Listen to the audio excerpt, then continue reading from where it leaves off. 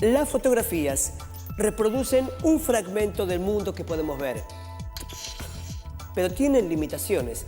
Identifiquemos el objeto de la foto.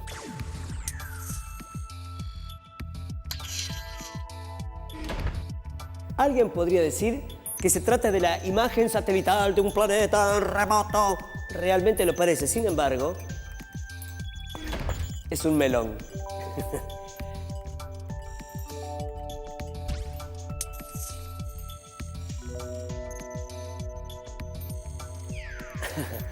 Alguien podría decir que se trata de la imagen satelital de una desembocadura de un río, y realmente lo parece. Sin embargo, es una antigua tablilla, una piedra tallada con escritura antigua que registra el paso del cometa Halley hace miles de años.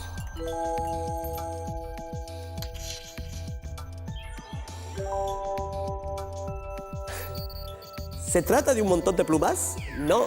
Es la foto ampliada con microscopio de la escarcha formada sobre un vidrio.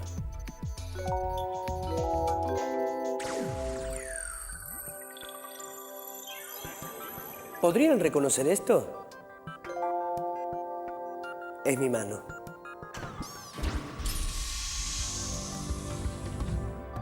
¿Por qué estas imágenes pueden resultar tan confusas? Porque no tenemos referencias suficientes para reconocer el objeto. Por ejemplo, el tamaño. La desembocadura de un río y una piedra escrita tienen diferencias de tamaño muy grandes. En un caso, la foto sería una toma de una superficie de varios kilómetros cuadrados, mientras que en la otra seguramente será menor que 1 metro cuadrado. Las plumas tienen el tamaño de nuestra mano y lo que se ve a través del microscopio tiene un tamaño menor que un pelo de nuestra cabeza. Pensemos en la diferencia de tamaño entre un planeta lejano y un melón.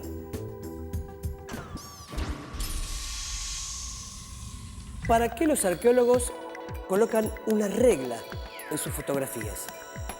Para tener idea del tamaño real de los fósiles. Es decir, para tener idea de la escala de la fotografía. Es fundamental conocer la escala en una foto, en un dibujo o en una maqueta para interpretar el objeto real. En muchos casos no alcanza con una idea aproximada y es necesario ser más precisos. Ahí es cuando la matemática nos resulta imprescindible.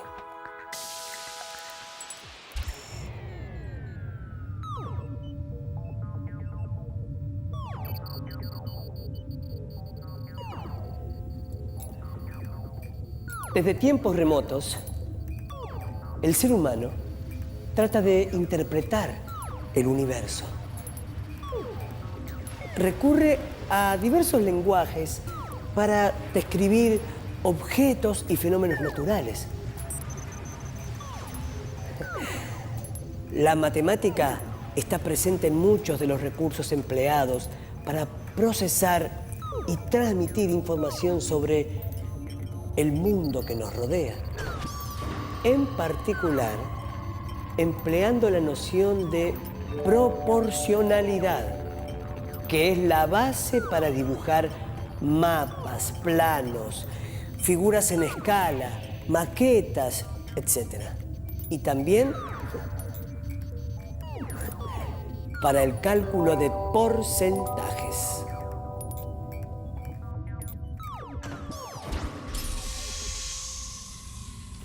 Un mapa nos sirve para ubicar rápidamente la distancia entre ciudades que queremos visitar. La relación que se usa en el mapa es 1 en 9 millones, que significa que 1 centímetro equivale a 90 kilómetros. Con estos datos podemos saber cuáles son las distancias reales entre las ciudades, porque son proporcionales a las del dibujo. Consideremos las ciudades de Neuquén y Ushuaia. La primera está a 1.778 kilómetros de Córdoba y la segunda está a aproximadamente el doble de distancia, 3.477 kilómetros. por lo que en un mapa el punto que representa a Ushuaia tiene que estar aproximadamente al doble de distancia de Córdoba que el punto que representa Neuquén. Nos acercamos al concepto de proporcionalidad a través de los mapas, en cuya confección está presente la idea de proporcionalidad. Los profesionales especialistas en la realización de los mapas se llaman cartógrafos. Es una profesión muy antigua y siempre fue necesaria. Los mapas son representaciones de la realidad. Antiguamente eran hechos a partir de la información que brindaban los exploradores. Actualmente existen medios más sofisticados, como los satélites de observación de la Tierra, que envían imágenes de los continentes y de los océanos, que los modernos medios de comunicación organizan y distribuyen. A través de la tecnología actual es posible procesar gran cantidad de información. Cuando nosotros hablamos de cartografía, estamos hablando de representar sobre un plano la superficie de la Tierra, que es una superficie esférica. Esa tarea es posible hacerla siempre y cuando se la trabaje desde un punto de vista matemático. Hay muchos métodos de proyección cartográficos que se llaman y que cada uno tiene una misión particular. Hay algunos métodos de proyección cartográfico que representan exactamente las distancias, otros que conservan las áreas, otros que conservan exactamente los rumbos, es decir, las orientaciones que se deben seguir de un punto a otro. A lo largo de la historia, la cartografía fue una cuestión de necesidad también. Es decir, cada una de las especialidades que necesitó representar la superficie de la Tierra por un fin determinado, fue ocupándose de lo suyo. En ese sentido, vale la explicación de las famosas cartas náuticas que proliferaron a partir del descubrimiento de América. Se hicieron fundamentales para los navegantes poder conocer las rutas y los vientos que lo guiaban al nuevo continente, ¿no? La infografía periodística consiste en transmitir información de actualidad en un medio de comunicación usando herramientas visuales. Es muy difícil definirla con precisión, porque se nutre de otras muchas disciplinas: el periodismo escrito, el diseño, la ilustración, la cartografía, etc. Se trata de una herramienta de síntesis. Los mapas aparecen en infografías en muchas publicaciones. Se los reúne en atlas, que son libros con colecciones de mapas, dibujos, cuadros, tablas, todos relativos a un tema determinado.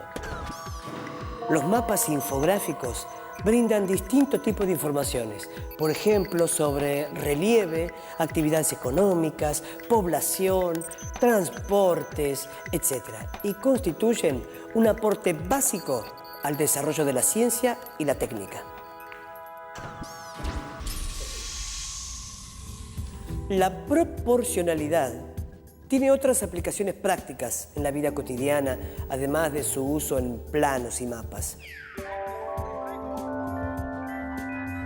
Cuando vemos carteles en la calle con mensajes del tipo «Aproveche esta oportunidad, solo por hoy, rebajas del 10% en lácteos», están usando expresiones de la matemática para anunciar precios más baratos.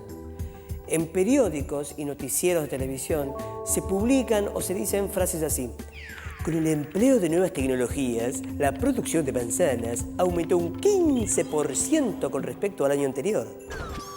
Para comprender esto, necesitamos cierto dominio de la noción de porcentaje que es propia de la matemática.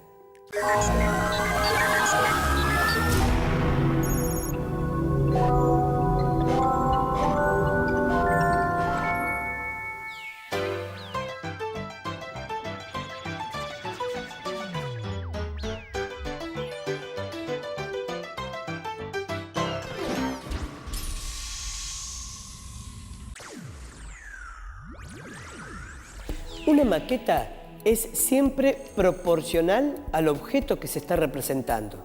Esto quiere decir que al dividir cualquier distancia que se mida en la maqueta con la del edificio real, el resultado debe ser el mismo.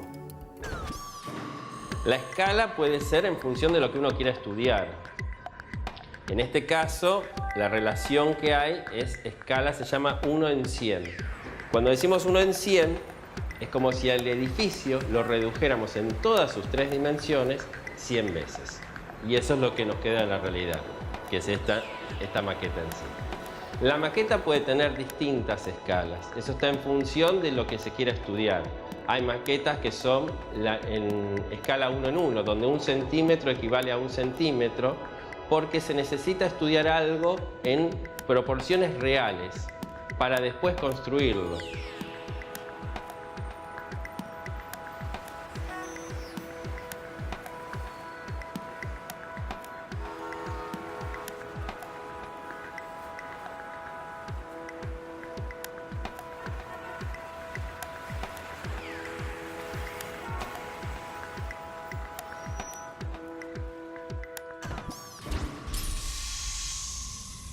Cualquier alumno puede construir una maqueta de su escuela. Tal vez alguno ahora se anime a hacerlo.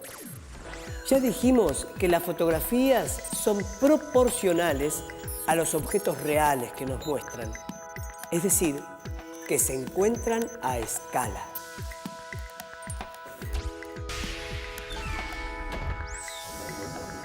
¿Cómo pueden entrar los 11 jugadores de nuestro equipo favorito en una foto de 10 centímetros por 13 centímetros?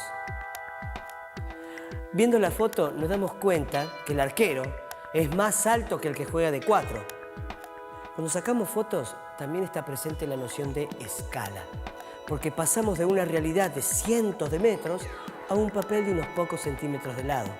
Del mismo modo, podemos obtener versiones de organismos microscópicos en figuras ampliadas, que a simple vista serían imposibles de percibir por el ojo humano. También en la pantalla de TV está presente la noción de escala.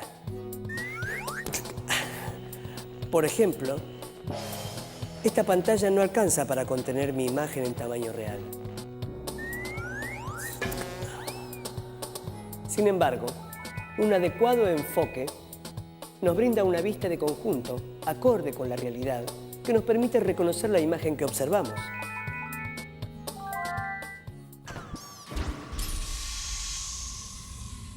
Las escalas sirven para expresar la relación de tamaños entre la realidad y el dibujo que la representa. Si la escala es, por ejemplo, 1 en 10, eso significa que a cada unidad del dibujo le corresponden 10 unidades del objeto representado. Los ejemplos anteriores muestran el empleo de escalas de reducción. Vemos que la relación numérica que las expresa, en esos casos, es una fracción menor que 1. Por ejemplo, 1 en 5 millones, que es la fracción de 1 sobre 5 millones. En otras oportunidades se ven figuras que son ampliaciones, como en el caso de organismos microscópicos que permiten observar sus características.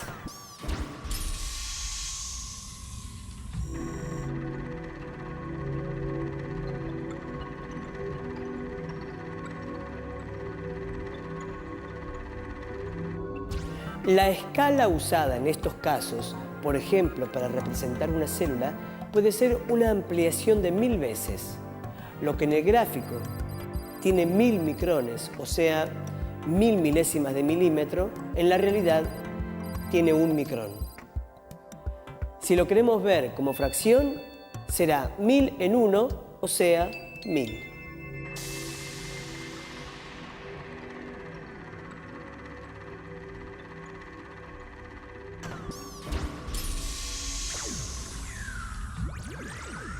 La inflación es el aumento de los precios en un periodo de tiempo, en este caso en un año.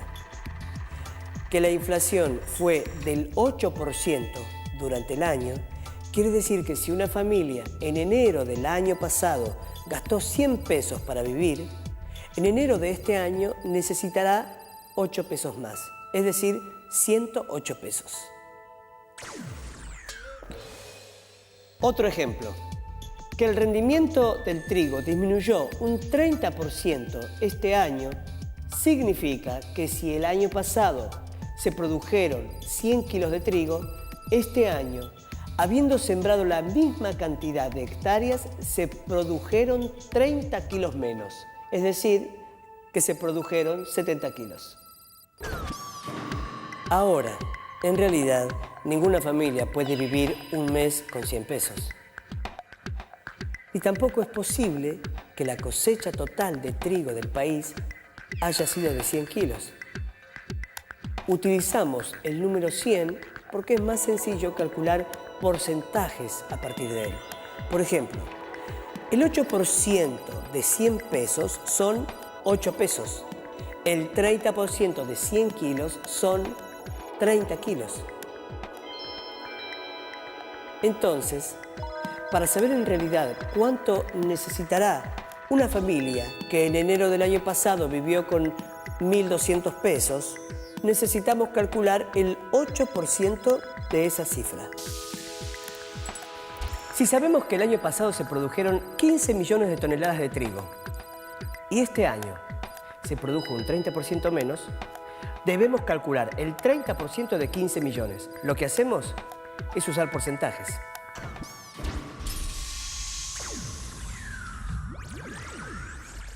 Veamos cuánto necesita una familia que el año pasado gastó 1.200 pesos. Si la inflación fue del 8% anual, lo que necesita ahora es 1.200 más el 8% de 1.200. ¿Cómo calculamos el 8% de 1.200? Si tenemos 100 monedas de un peso,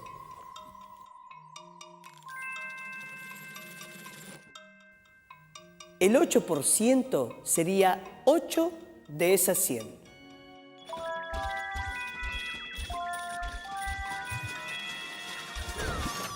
Ahora, si en lugar de tener 100 monedas,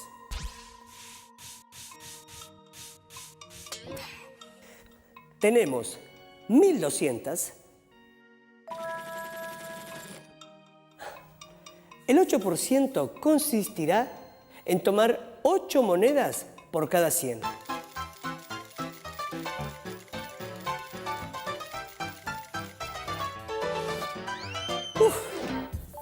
Como en 1.200 podemos armar 12 grupos de 100 y debemos tomar 8 monedas por cada grupo, resulta que el 8% de 1.200 es 8 por 12 igual 96.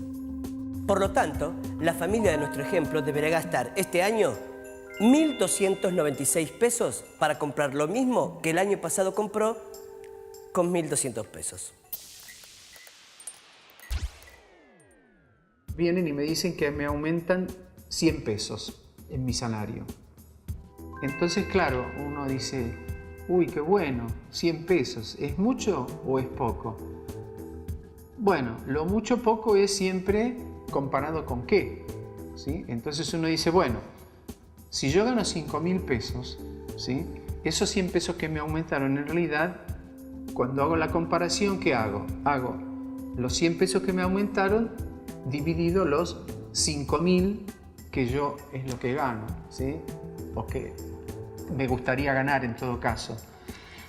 Eso cuando uno hace la división da 0,02, es decir, da un 2%, es decir, que esos 100 pesos comparado con los 5.000 es lo mismo que 2 pesos comparado con 100.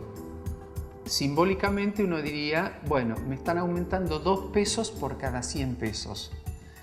Si en cambio yo en lugar de ganar 5.000 pesos gano 500, entonces ahora los 100 pesos comparado con los 500 hago la cuenta. 100 dividido 500 me da 0,2, es decir, el 20%. Es decir, que cada 100 pesos me están aumentando 20. Por lo tanto, esos 100 pesos comparado con el salario son el 2% en el caso de un salario de 5.000 y el 20% en el caso de un salario de 500 pesos.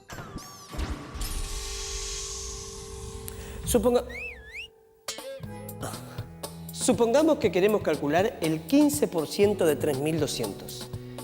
Primero, deberíamos ver cuántos grupos de 100 hay en 3.200 para después poder tomar 15 de cada uno. Para eso, dividimos 3.200 sobre 100, que nos da el número de grupos de 100. Y luego lo multiplicamos por 15, pues tomamos 15 unidades de cada grupo. Podemos volcar todo en una única cuenta. 15 por 3.200 sobre 100 es igual a 480. Por lo tanto, el 15% de 3.200 es 480. Les proponemos que calculen cuál será la cosecha de trigo de este año si el año pasado se cosecharon 15 millones de toneladas y este año el rendimiento es un 30% menor. Los gráficos de torta se arman considerando las proporciones indicadas en los porcentajes. Así, si el porcentaje de alumnos que vive a menos de 3 kilómetros de la escuela es del 25%, en el gráfico se indicará un cuarto del círculo, pues 25 es una cuarta parte de 100. Si el 50% son mujeres, en un gráfico de torta se marcará la mitad con un color que identifica a las mujeres y la otra con otro color que identifica a los hombres. Esto es así porque 50 es la mitad de 100. Les proponemos que calculen del total de alumnos que hay en la escuela, qué porcentaje hay en primer grado, qué porcentaje en segundo, en tercero y así sucesivamente.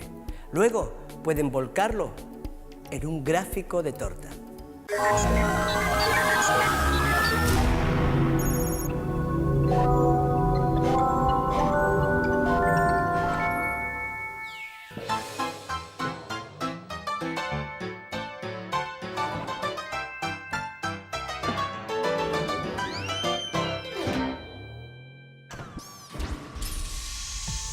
Los temas que tratamos constituyen aplicaciones de relaciones de proporcionalidad, en los que la información recibida emplea lenguaje matemático, cuyos distintos códigos son los que aprendemos a interpretar.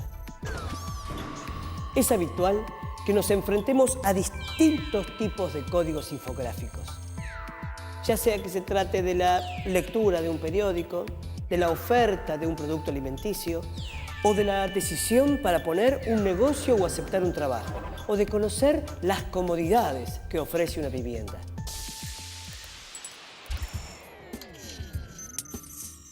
Gracias a los dibujos a escala, los mapas nos muestran continentes en una sola hoja de papel. Podemos también visualizar estructuras microscópicas y células u objetos muy pequeños que no podríamos apreciar a simple vista, o tan inmensas que jamás podríamos observarlas en forma completa sin ayuda.